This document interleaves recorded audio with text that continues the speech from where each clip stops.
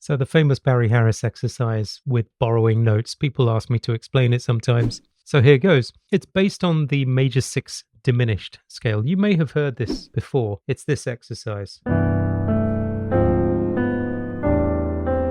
But I'll explain how it works and how to learn it and what you might do with it.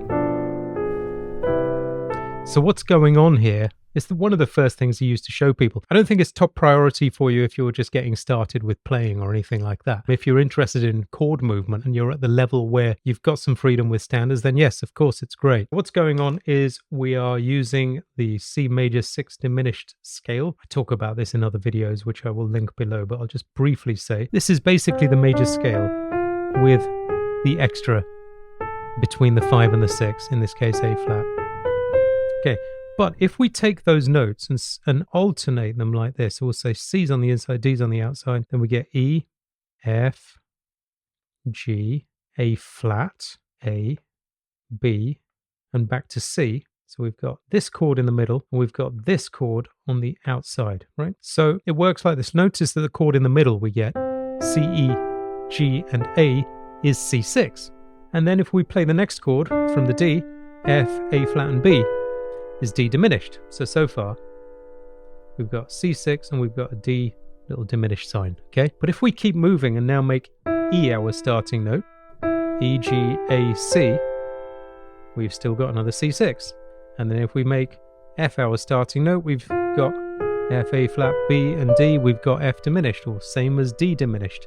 And if we keep doing that, we keep getting C6s and inverted D diminished, inverted C6s. So for me, that's really why it's the major 6 diminished.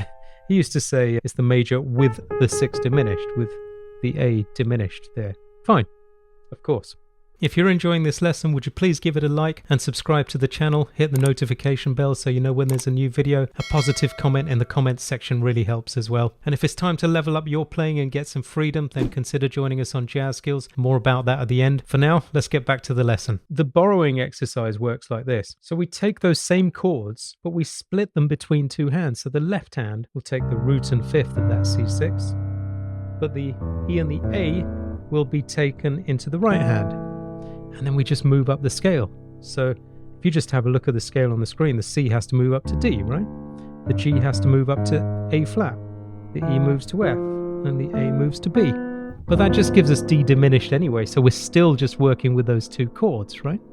And then if we move again, these 2 move here, these 2 move here. It's another C6, another D diminished, another C6, another D diminished, another C6, and another D diminished, and finally back to C6. So that's just taking the scale in chords split between 2 hands. It's harder than it looks, especially when you start putting it in the other keys, of course. Now, once you get that down, you can take the top note, or any note, but the top note was the one that he used to do first, and you can borrow a diminished note. Let's do it in one hand. These are all the major notes on the inside of that circle, and these are all the diminished notes, right?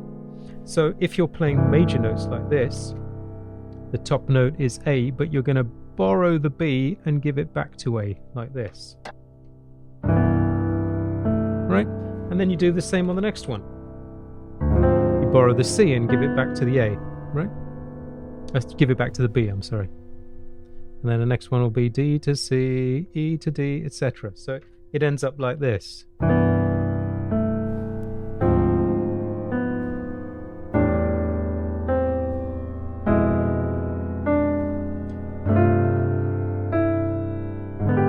Even these ones that people think you could never use, this one people say, surely you can never use that. Yes, you can. Maybe we'll do something to prove it in a minute.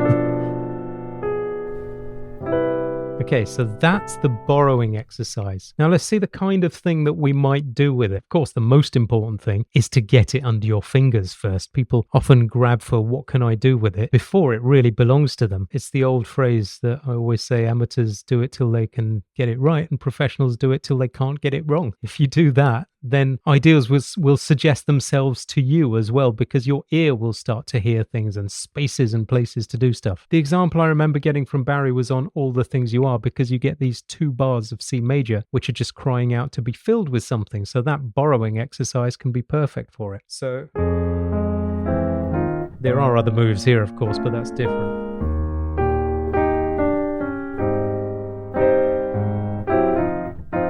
Okay, if we go G7 to C,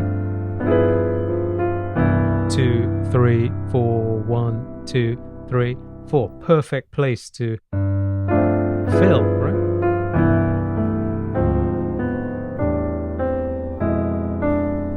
And it even joins well to the next C minor. You know why? Because every time you're on that D diminished, it functions. If you've seen my other lessons on voicings for that G7, you can move that up a half step, that G, and then you get the diminished, which we've been playing anyway. That's the same diminished.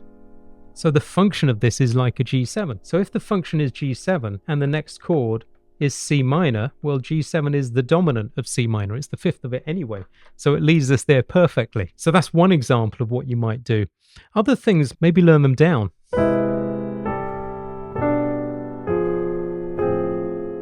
I can hear something already, because if I take that first one and then go to the one that starts on A, what'll be nice is you get this sort of movement in there.